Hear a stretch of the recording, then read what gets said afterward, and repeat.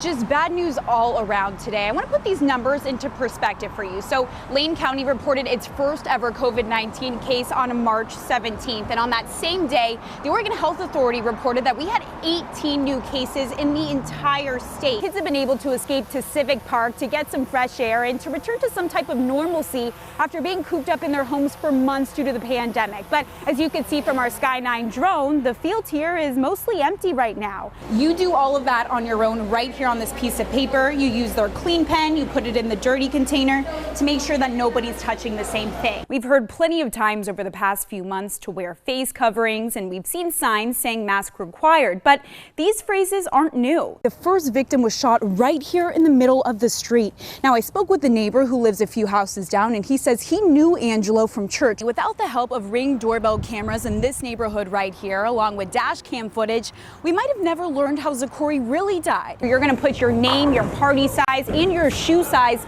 all into this computer right here.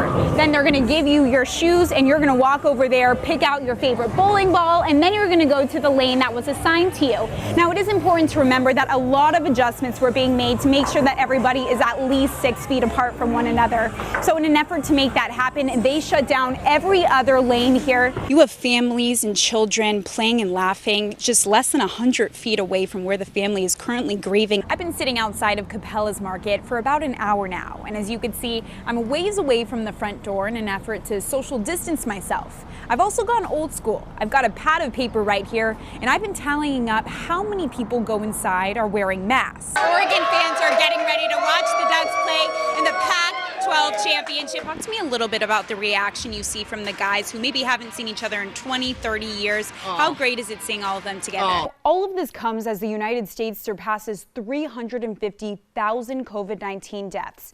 To put this into perspective for you, the coronavirus has now claimed more lives than the populations of Orlando or Cincinnati. You heard it right there. Worst air quality in the world is right here in Oregon tonight. I'm sure the biggest question everybody wants answered tonight is, when is it going to get better? We begin with breaking news near the University of Oregon campus, where Eugene police are currently investigating after receiving multiple reports of an attempted kidnapping. We begin with KZI 9 News reporter Kennedy Dendy, who is standing by live in front of some of the businesses that were looted last night. And Kennedy, I know you spoke with some owners there. How are they holding up tonight? We have a working fire. Engine 5 will be offensive. What was that? I don't know. Firefighters thought they heard shattering glass in the flames. But as the seconds wore on, the true danger becomes clear. Shots fired at the house fire, shots fired. We need SPs ASAP. An ambush. Something different was going on that shouldn't be going on. A fire call turns into a firefight. Gunfire forcing crews to take cover. I'm pinned behind the ambulance. I'm staying put where I'm at. Copy. Do you have eyes on shoot? Shooter was just to the front of the ambulance. While the fire continues to grow, SWAT teams closing. Came out, seen a huge fire, and then cops yelling and screaming, everyone get back in their house because ammo's going off. There was apparently a man in the street with a gun. Police in a desperate scramble to find the gunman. We whizzed by down here. I heard it. We were standing over by the car and heard it zing by past us. All while the sound of gunfire echoed in the distance. They've got active shots in the background. Hands in around, make sure you get your long guns. With crews pinned down, flames jump from house to house. Soon, 3 homes are burned to the ground and more threatened. We got the dogs out of the house, loaded just ourselves and the dogs out. Went and knocked on the neighbors' doors and just made sure everybody's out of their houses. One neighbor rushing into danger to save what he can.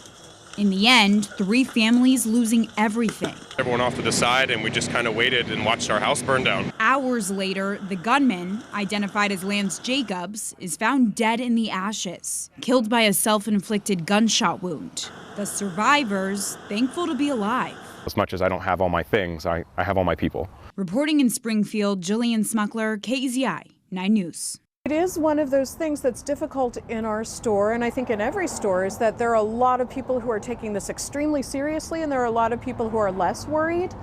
And it's hard for those two kinds of people to coexist. The CDC is suggesting that we wear face coverings when we're in places where social distancing is difficult, especially grocery stores. But are shoppers actually doing it? Well, I went to a local grocery store to find out. I've been sitting outside of Capella's Market for about an hour now, and as you can see, I'm a ways away from the front door in an effort to social distance myself. I've also gone old school. I've got a pad of paper right here, and I've been tallying up how many people go inside are wearing masks. And let me just say, I'm pleasantly surprised. Those shoppers who were wearing face coverings didn't hold back their feelings. I think wearing a mask is a good thing just because I would feel so bad if I gave it to somebody else. While those who weren't wearing one refused to speak with me on camera. After a full hour of people watching, I saw 27 people come in wearing a mask, while 7 did not. That means 80% were doing the right thing, but 20% weren't. It's became more of a thing. It's probably about, I would say, 90% of our customers now, as before that first weekend, it wasn't at all.